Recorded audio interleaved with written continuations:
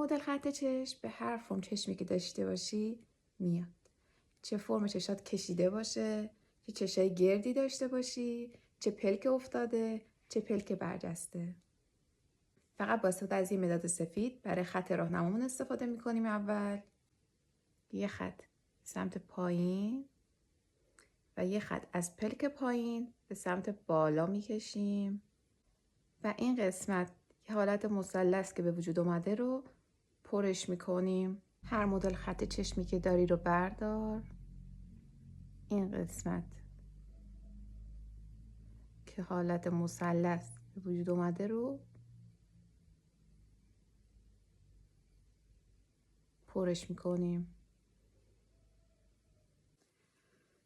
شما میتونید به سلیقه خودتون خط چشم کلفتر، نازکتر بکشین. همین راحتی یه خط چشم ساده و خوشگل داری.